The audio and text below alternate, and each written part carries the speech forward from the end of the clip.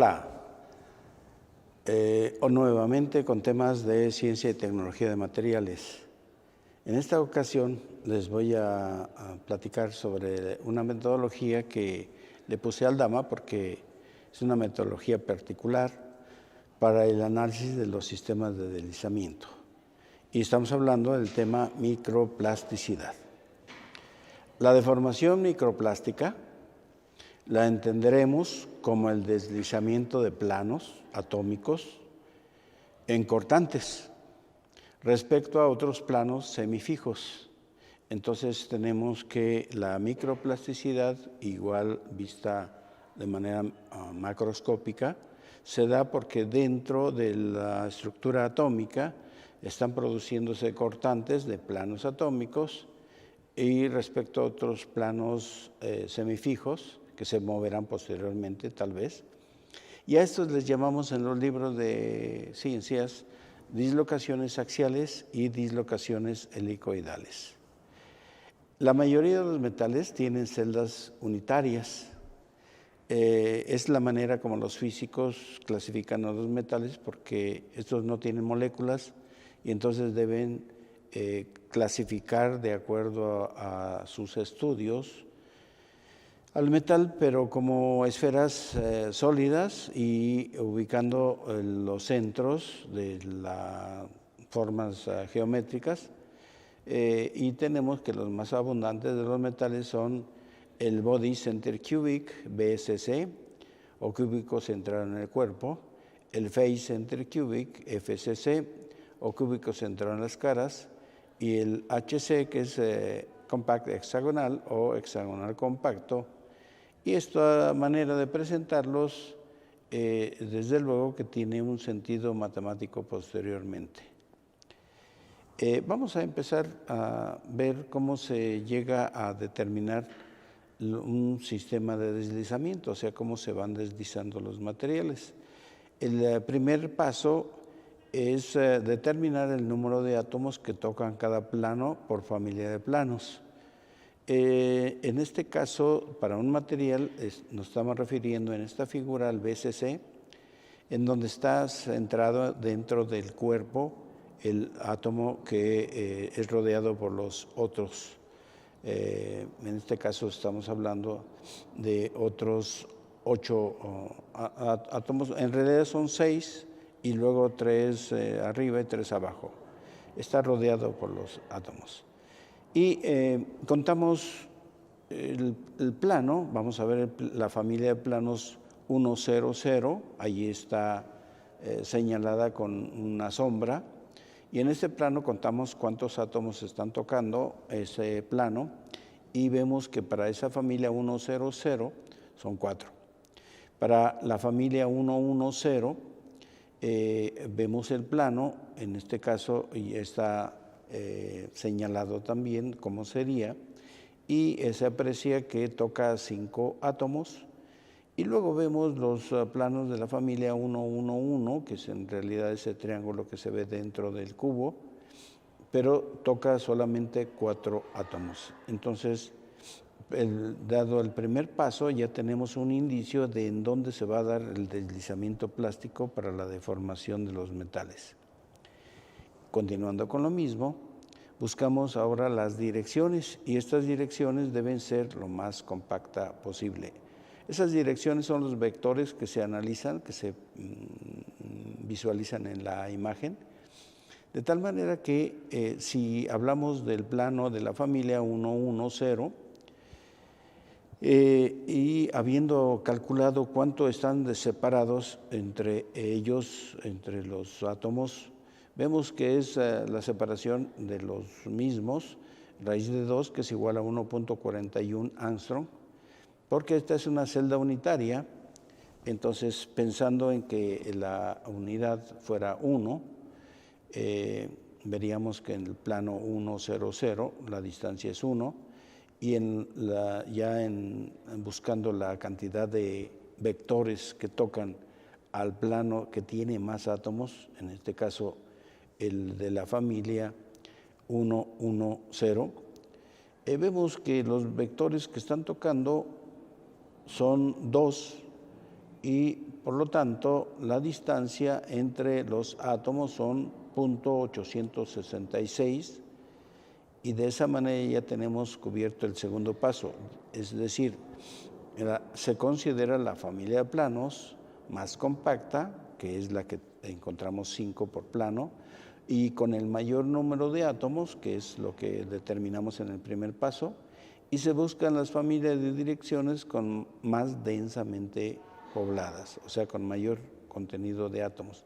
Y estas son las direcciones. Estas direcciones pertenecen a la familia de direcciones 111.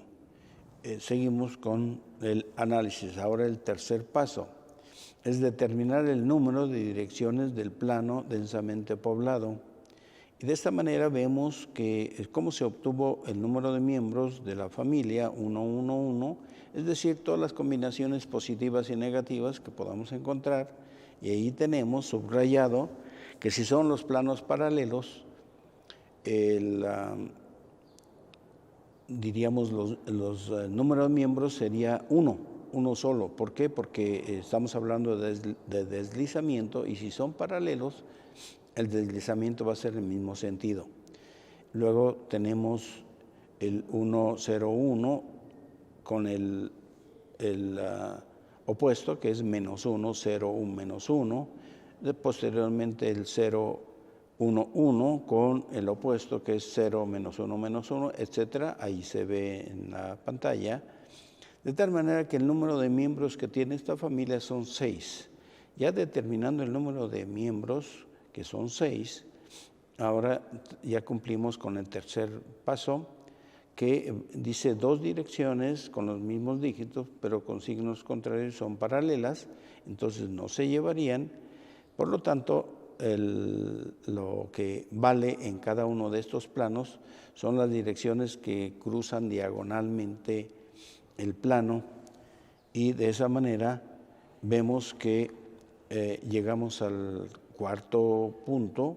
Dice encontrar el número de sistemas de deslizamiento, y esto se hace al multiplicar el número de miembros que pertenecen a la familia de planos por el número de direcciones en cada plano, la más compacta posible, que ya lo vimos en el tercer paso, y decimos que el número de miembros que hay en una celda BCC es igual a 6, y el número de direcciones por cada una de los planos es 2, por lo tanto, 6 miembros por 2 direcciones nos da igual a 12 sistemas de deslizamiento.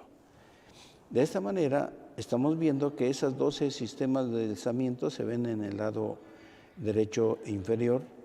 Se puede deslizar ese metal en 12 posibilidades, y eso quiere decir el número de sistemas de deslizamiento. Son 12 posibilidades de deslizamiento una vez que se propicia una dislocación, y esta se propicia de muchas maneras. Aquí estamos viendo que puede ser por el golpe de un martillo con lo que le llamamos forja, y este vector empuja en una dirección, y la que empata más con la fuerza será la que se pone en acción para dar el movimiento plástico del metal. Viendo con el mismo criterio los metales FCC, tenemos que en el primer paso nos dice que la familia 100 tiene 5 átomos, la 110 toca 6, aquí estamos viéndolo en el centro, en la parte superior. Y luego en el extremo derecho vemos que está la familia 111, que también toca 6. Aquí hay un dilema. Tenemos 2 planos densamente empaquetados, y vamos a definir cuál es el que vamos a considerar para el deslizamiento. Entonces, para eso llegamos al segundo paso. Los planos de la familia 111 cuentan con 2 direcciones compactas, pero esas direcciones son paralelas, por lo tanto en el deslizamiento contarán como una unidad. Y observando el segundo paso para la familia 111, tenemos que hay 3 direcciones compactas, por lo tanto la de formación se dará en la familia de planos 111 con la familia de direcciones, cada plano 110, y pasamos al tercer paso, en donde ya encontramos el número de miembros de la familia. Hacemos lo mismo, también las mismas combinaciones positivas y negativas, y encontramos que son 4 miembros que tiene esa familia de planos. El cuarto paso es el número de miembros de la familia de los planos por el número de direcciones que habrá en cada uno de ellos. Entonces, si tenemos 4 miembros de la familia, 111 por 3 direcciones por plano, que corresponden a la familia 110, tendremos el cálculo del sistema de deslizamiento en la celda FCC igual a 4 por 3, también nos da 12. Aparentemente se deforman microplásticamente igual, con 12 sistemas de deslizamiento, pero aquí hay una diferencia y la quiero dejar marcada desde el principio. En los de la celda BCC, que está en la parte superior izquierda, intervienen 5 átomos en el deslizamiento. Y en la celda FCC, que está en el lado derecho, intervienen 6 átomos. Por lo tanto, ese comportamiento nos da que la separación entre los átomos, cuando son 5 en la celda BCC, entre cada átomo hay 0.866, en este caso unidades, vamos a pensar en Angstrom, 0.866, bueno, pensemos en unidades porque es celda unitaria. 0.866 de separación entre cada átomo.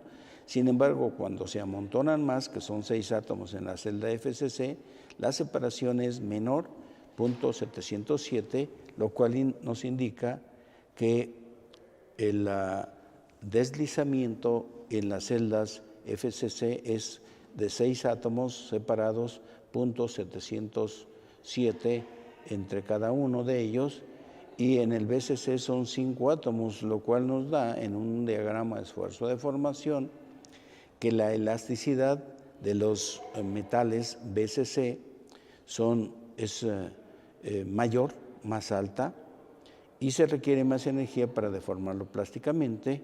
En cambio, la elasticidad de los FCC es menor y se requiere menos energía para deformarlos plásticamente.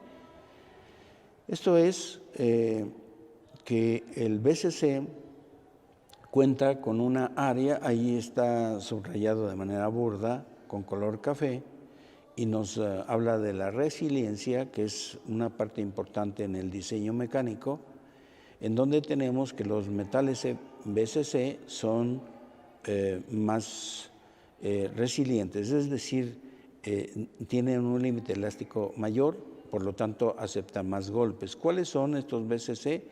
Se trata del hierro, el cromo, el tungsteno, molibdeno, vanadio, niobio, etcétera, otros. ¿Y cuáles son los FCC? Es el oro, la plata, el plomo, níquel, platino, hierro y cobre.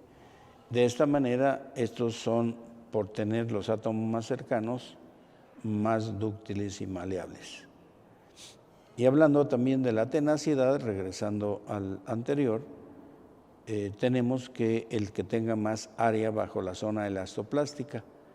Y de esto, pues prácticamente deberemos tener la gráfica exacta, porque esa mayor área nos va a dar la mayor tenacidad. Sin embargo, en resiliencia los BCC son mucho más altos.